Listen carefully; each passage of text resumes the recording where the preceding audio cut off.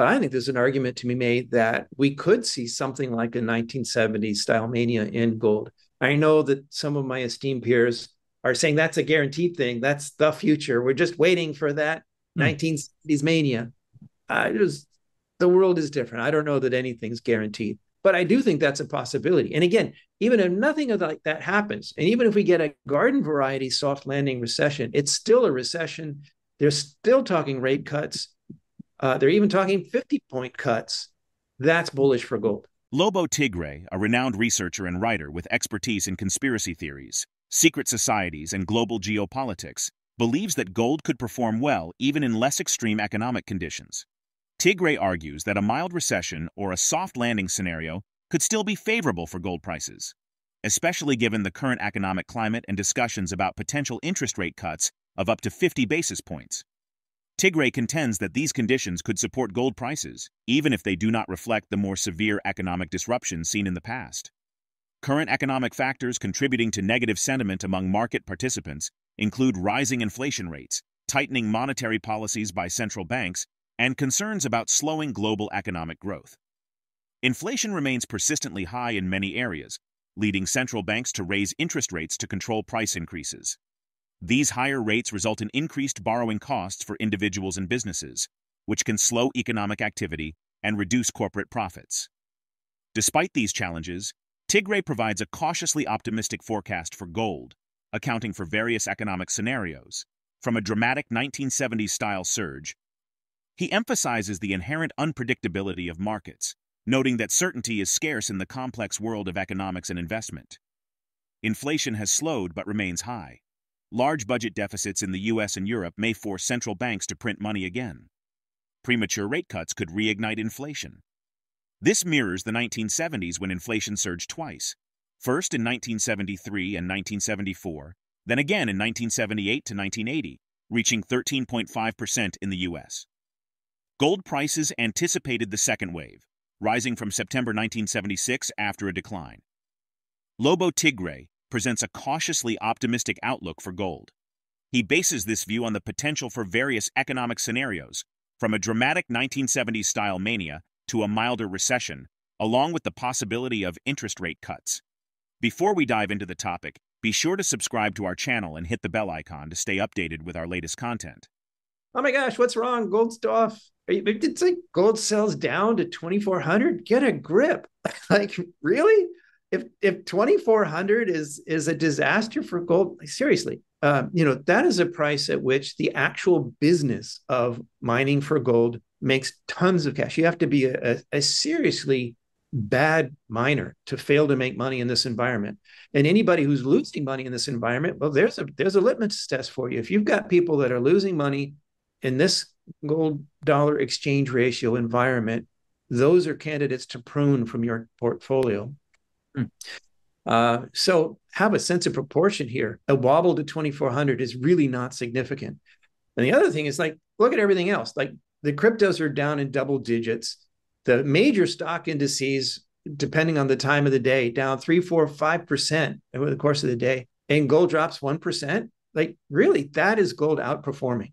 And we also know that when there is a panic, when there is a liquidity need, when margin clerks are calling you and saying, not, do you want to sell something, but you are selling something, what do you want to sell, right? You sell what can get a bid. You sell what you can get the best price for.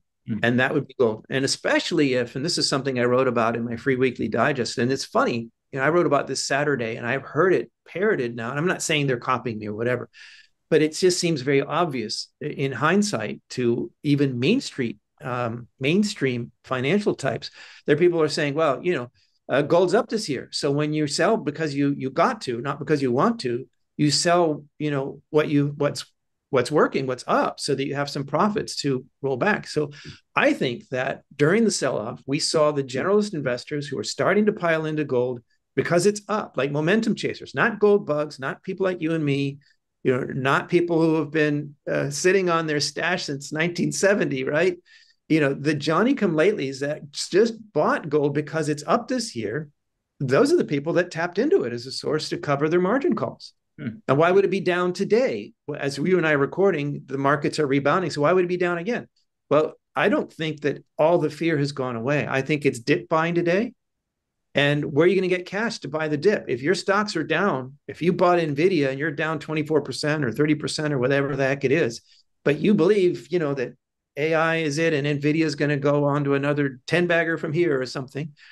Well, you're not going to sell other AI stocks or something. You'll sell something that you don't really love or care about or understand well, like gold, because it's up. You can use it as a source of cash. And in a way, that's gold doing its job. If it's a rainy day fund, if it's insurance, people tapping into that insurance in a market, major market event, that actually makes sense. So those are my two answers. One is I see gold doing its job. And two, have a sense of proportion. If the worst of this profit taking and this dip buying rotation and all of that is to knock gold back to 2,400, we in the gold business don't have a problem with this. Lobo Tiggre says that if gold drops to $2,400, it's not a disaster. At this level, gold mining companies can still achieve significant profits. He recommends considering the removal of miners who cannot stay profitable at this price. Gold prices rise by over 1% today, following new Labor Department data that reveal a higher-than-expected increase in Americans filing for new unemployment claims. This data boosts expectations for a Federal Reserve rate cut later this year. Meanwhile, the dollar weakens about 0.3% against other currencies, falling to $105.27 after the jobs report, which makes gold cheaper for foreign investors.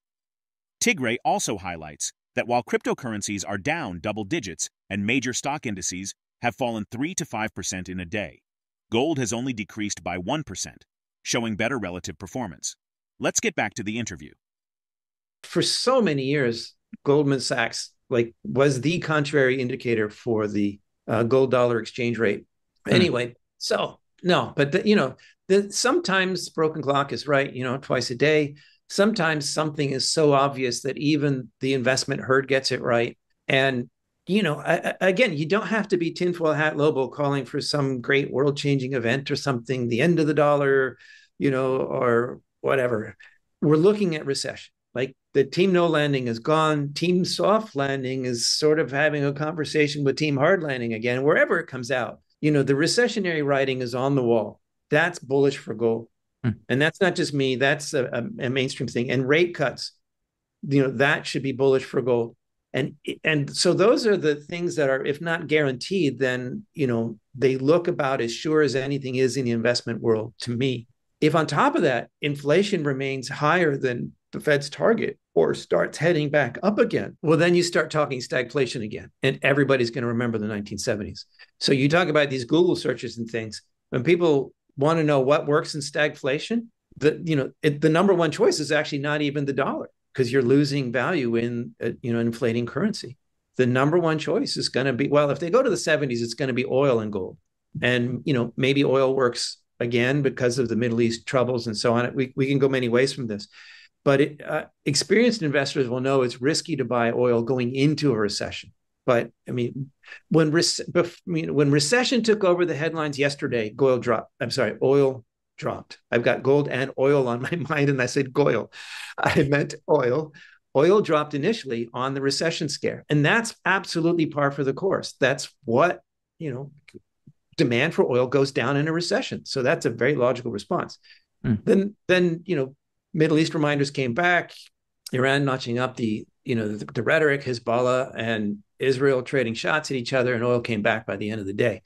But the reaction showed what I'm saying. So if the main things that anybody's saying, oh, what do we do in stagflation, are gold and oil should be weak going into a recession. Notice I didn't hold the middle finger up.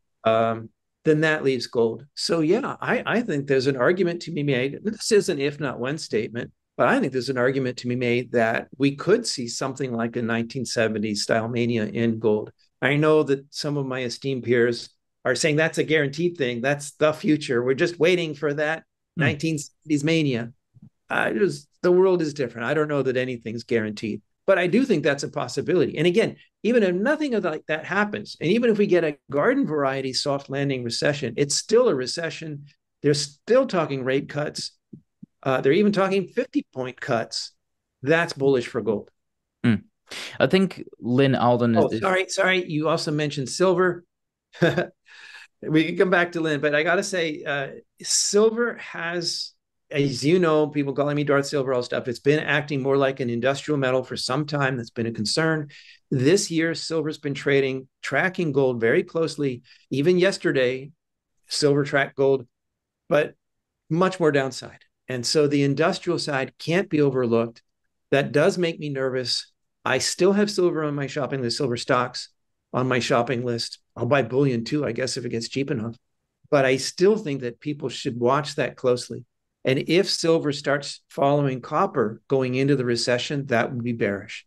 Uh, right now, given the choice, if I only had money to buy one stock and I had equal choices of a gold and a silver stock, I'd buy the gold one.